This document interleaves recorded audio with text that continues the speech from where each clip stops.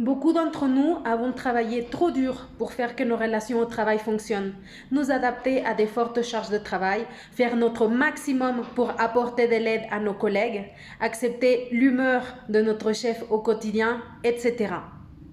Mais parfois, ces relations ne pouvaient pas marcher, car l'autre personne, par exemple notre chef ou l'entreprise au global, n'était pas disponible ou avait refusé de participer. Pour compenser ce manque de disponibilité de l'autre personne, par exemple notre hiérarchie, nous avons travaillé trop dur.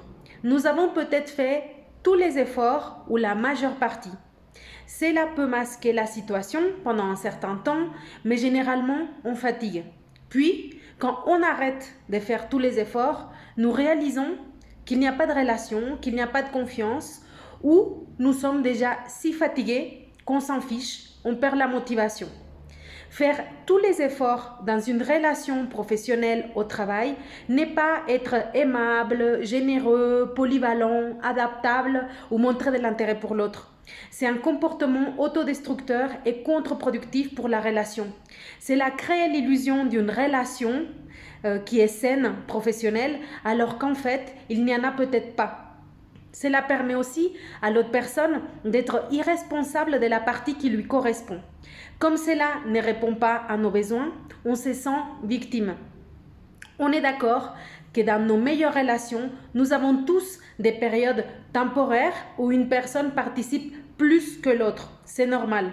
Mais quand c'est une façon permanente d'agir dans la relation, on se sent fatigué, épuisé, dans le besoin et en colère à cause de cette frustration-là. Nous pouvons apprendre à participer dans une relation professionnelle dans une mesure raisonnable, puis laisser les relations au travail trouver leur propre vie. Sommes-nous ceux qui appelons toujours les autres? Sommes-nous toujours ceux qui initient les démarches? Sommes-nous les seuls à donner? Sommes-nous ceux qui parlent de ce qu'on ressent et nous efforçons pour réussir à avoir de bonnes relations? Sommes-nous les seuls qui attendons, avons de l'espoir et travaillons? On peut lâcher prise. Si la relation va se construire, elle se construira. Maintenant, nous n'aidons pas ce processus en essayant de le contrôler. Nous ne nous aidons pas nous-mêmes, ni l'autre personne ou la relation, en essayant de forcer ou en faisant tous les efforts. C'est quelque chose qui ne marche pas, alors lâche prise, attends, arrête de te soucier pour faire en sorte que ça marche à tout prix, vois ce qui se passe et fais l'effort de comprendre si c'est ça que tu veux dans cette relation au travail. Aujourd'hui, arrête de faire tous les efforts dans tes relations professionnelles.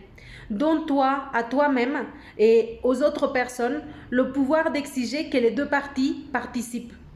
Accepte le niveau naturel que tes relations atteignent quand tu fais ta part et quand tu laisses l'autre faire aussi la sienne.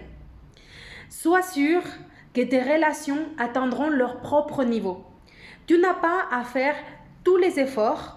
La seule chose que tu as à faire est de t'occuper de la partie qui te correspond uniquement.